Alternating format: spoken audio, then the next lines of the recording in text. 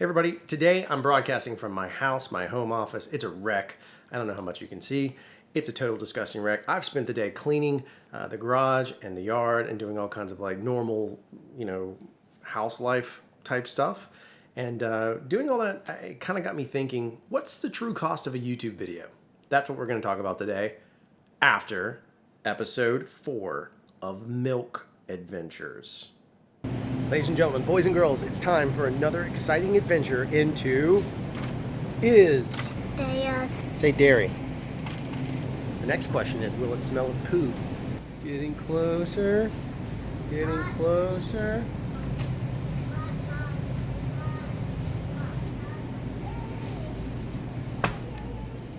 It's like a horror movie behind you. That to be a horror movie with no milk. Why do I even do these videos? Why do YouTube videos? Why does anybody do YouTube videos at all? I mean, obviously the first ones that come to mind are like Casey or Peter. That's the people that I kind of maybe watch every once in a while. Or DSLR Shooter or some of those guys and gals. You look at their stuff and obviously they got tons of subs, and so for them maybe there's a profit margin. But how much does it actually cost for them to create one of these videos? And that's how I have to look at it. I'm a business owner. I'm tired at the end of the day. I shoot video for a living. It's a professional gig for me. So for me to sit down and want to make more videos in my off time or squeezing them in when I can, and it doesn't really help that you get stuff like this, pretty bad quality video, just lost a ton of respect for you. Oh well, maybe part 3 will be more professional, whatever that means. A bunch of rookies trying to explain, very entertaining, but that's it. I don't even know what that's in reference to except for filmmaking stuff. So again, another delightful troll. Feedback comes through. You get trolls, you get people who are anonymous, who don't put themselves out there. Most of the time I found that the biggest trolls are those that have never really put content out. So they're not necessarily bitter from the sense of like failing. They're bitter from not doing, lack of trying. That doesn't make it very pleasant. And then you look at your YouTube money, right? So you've made these videos and you look at it. So I'm looking at these. These are our last 28 days at some point whenever you're seeing this video. 117 watch time minutes. I guess that's not super awesome. Views 37,000. No one cares. 30,000, sorry. No one cares. Subscribers plus 166. Yay, great. We have growth there. Your estimated revenue for the last 28 days is $69.69. 69, dudes! It's pretty great. If that were a daily for a video, fine, I might be able to eat that, but that's a monthly.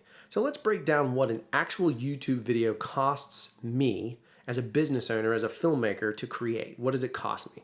Well, my day rate, for example, let's just say is $60 an hour, right? And my edit rate is $75 an hour. So for me to sit down and shoot a video, roughly, the content I'm gonna get for one of these videos, whether it's 3 minutes or one of the longer, more in-depth ones, it's typically gonna be about, let's say, 4 hours, right? At $60, that's $240. That's $240 right there. We're already negative if you look at our estimated revenue. And you've probably heard all this before. YouTubers talk about it all the time. They got to find other ways, Patreon and all that stuff. That's not what this is a pitch for. I'm just saying, let's look at the numbers. So $240 for me to shoot it. And then we got to look at post. It usually takes me about, let's say, 2 to 4 hours. So let's just be generous and say 3 hours. So what is that? $225.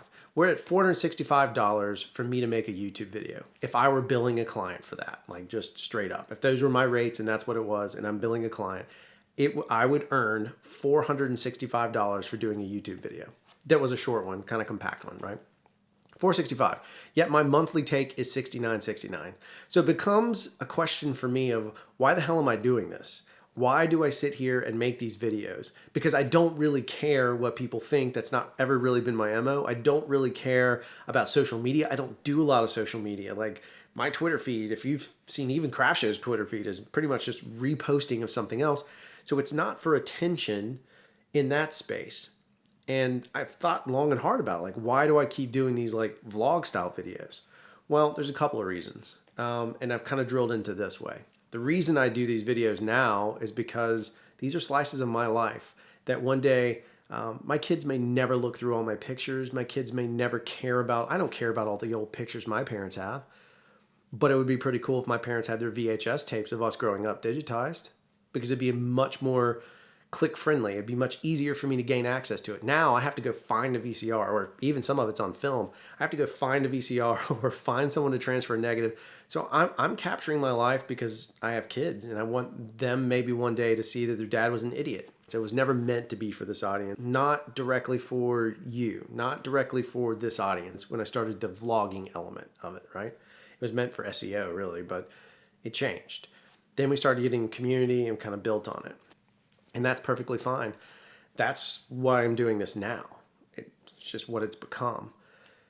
But then something really crazy kind of clicked in my head. And this is just my free line of thinking in this whole process. Something wild came through. And that was the simple fact that despite all the trolls, and we don't have a ton, but we have enough. And they like to go right at the jugular. They don't hold back. And that's perfectly fine. They should.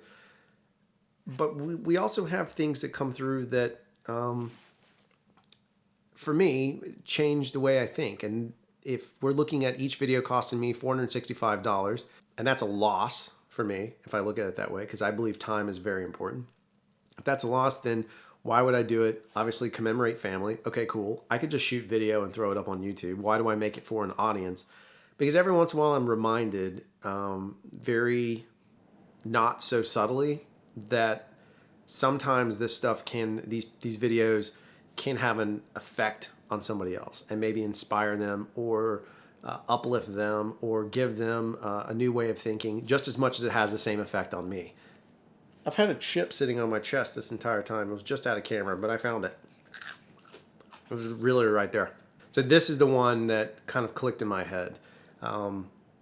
This little blast from Simon is the one that's going to stick out in my brain. It's going to be the one that I took a picture of it to save it, to remind myself why I carry a camera with me all the time, why it is fun to document, and it is kind of cool to put it out there. What good is content if no one sees it? And this is what Simon says.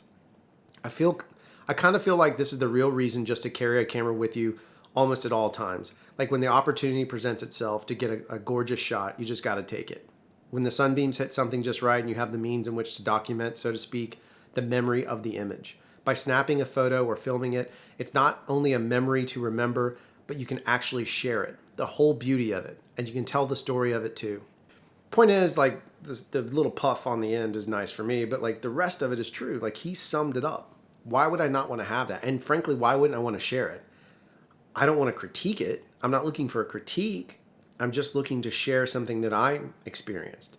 And it's just kind of the same way I look at Instagram, but it's changed. For some reason, we become territorial, whether it's cameras or beers or guns or cars or whatever it might be. We become territorial, and suddenly the first thing we do is look at an opportunity to tear somebody else down, and that's what's got to be removed. So it was kind of nice to have Simon and the rest of those guys that threw compliments, but it was nice to have Simon put that out there again and get back to the bare truth of what it is. I capture stuff because it's beautiful. It's in the moment. It is what it is. It's not always going to be that way. We don't always have those moments.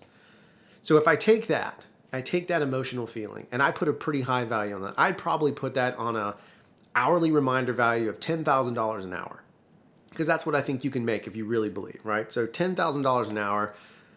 And then if I take that and say, that's why I do it, and I subtract the $465 from that, let's see, let's do some math. That's $9,000, which comes out to $9,535 is what I'm making on every one of these videos whenever we post them. I'm making money on these videos. Now, you can argue whether or not it's literal cash or not, because, you know, we get this little small $80 from YouTube, but quite literally, I feel wealthy from it. So this video, no B-roll in it, straight to camera. It is what it is. Insert piece, whatever. I just want to say, what's the real cost of a YouTube video? What's it costing you to make a YouTube video? And is it even worth it for you to make a YouTube video? That's the question that you got to ask yourself. For me, I do it now just to do it, for no other reason than doing it, because I ain't getting rich off of it, I can promise you that. Well, not monetarily rich. I would say I'm getting pretty wealthy off of great ideas and inspiration. And I get to see my kids act like doofuses, like their father in front of the camera, for all time, and the world to share. All right, that's going to do it.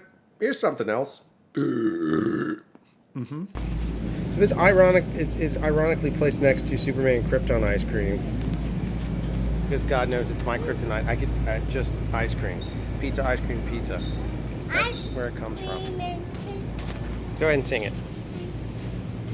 Go ahead. Yeah, that was very anticlimactic. Good job.